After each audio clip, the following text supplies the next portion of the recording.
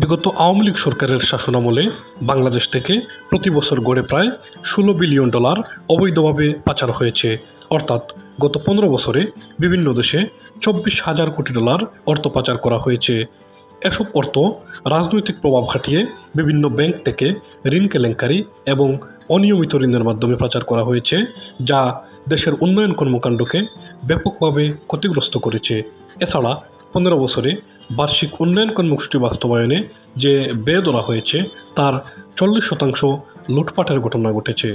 দেশের অর্থনীতির সার্বিক পরিস্থিতি খতিয়ে দেখতে অন্তর্বর্তী সরকারের গঠিত শ্বেতপত্র প্রণয়ন কমিটির চূড়ান্ত প্রতিবেদনে এমন চিত্র উঠে এসেছে।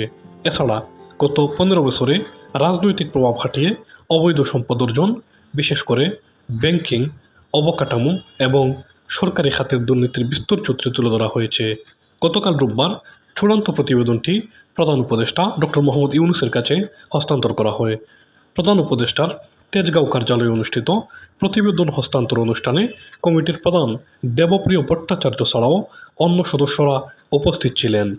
প্রতিবেদনে বলা হয়েছে, বাংলাদেশের উন্নয়নের আখ্যান বঙ্গুর ভিত্তির উপর গড়ে উঠেছে, যা পদ্ধতিগত দুর্নীতি এবং প্রাতিষ্ঠানিক অনিয়মের দ্বারা জর্জরিত। শ্বেতপত্র প্রণয়ন কমিটি জানিয়েছে, শেখ হাসিনার শাসনামলের দুর্নীতি, লুণ্ঠন ও ভয়ঙ্কর রকমের আর্থিক কারচুপির যে চিত্র প্রতিবেদনে পাওয়া গেছে তা আতঙ্কিত হওয়ার মতো। প্রতিবেদন গ্রহণ করে প্রধান উপদেষ্টা অধ্যাপক ইউনূস বলেন, এ প্রতিবেদন আমাদের জন্য একটি ঐতিহাসিক দলিল।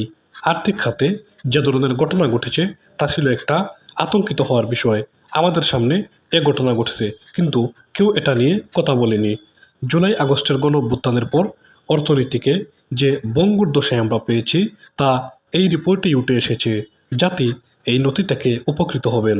কমিটির প্রধান দেবপ্রিয় ভট্টাচার্য বলেন, সরকারের কোনো হস্তক্ষেপ ছাড়াই কমিটি স্বাধীনভাবে কাজ করেছে। তিনি বলেন, আমরা যতটা ভেবেছিলাম সমস্যাটি তার চেয়ে গভীর। এই অধ্যায়ের 400 পৃষ্ঠার দীর্ঘ শ্বেতপত্রে উঠে এসেছে কীভাবে চামচা পুঁজিবাদ, ক্রনি ক্যাপিটালিজম অলিগার্কদের জন্ম দিয়েছে, কিভাবে তারা নীতি প্রণয়ন নিয়ন্ত্রণ করেছে। শ্বেতপত্রে উল্লেখ করা হয়েছে, দেশ থেকে 2009 থেকে 2023 সাল পর্যন্ত গড়ে প্রতি বছর $16 বিলিয়ন পাচার হয়েছে, যা বাংলাদেশের বার্ষিক জিডিপির 3.4%। প্রতিবেদনে কিভাবে এবং কোথায় অর্থ পাচার হয়েছে সেই তথ্যই তুলে ধরা হয়েছে। বলা হয়েছে, বাংলাদেশ থেকে প্রধানত সংযুক্ত আরব আমিরাত, যুক্তরাজ্য, Canada, Singapore, Malaysia, Cyprus, Bahamas এবং অন্যান্য ট্যাক্স হেভেন দেশগুলোতে অর্থ পাচার করা হয়েছে। অর্থ পাচারের প্রক্রিয়া হিসেবে বলা হয়েছে, মূলত 3 ভাবে বিভিন্ন দেশে অর্থ পাচার করা হয়েছে। প্রথম ধাপে প্লেসমেন্ট বা পাচারকৃত অর্থ স্থানান্তর করা হয়। তারপর অর্থকে বিভিন্ন চ্যানেলে সরানো হয় যাতে এর উৎস গোপন করা যায়। তৃতীয় ধাপে অর্থকে বৈধভাবে পুনঃস্থাপন করা হয় যাতে এটি বৈধ উপায়ে দেশে ফিরতে না পারে। পাচারের কারণে ব্যাংকিং খাতে বিপুল পরিমাণ ঋণ কেলেঙ্কারি, নন পারফর্মিং লোন বেড়ে গেছে এবং দেশের অর্থনৈতিক স্থিতিশীলতা হুমকির মুখে পড়েছে। ব্যাংকিং খাতে অতিরিক্ত ঋণ ও আর্থিক খাত বাংলাদেশের অর্থনীতিতে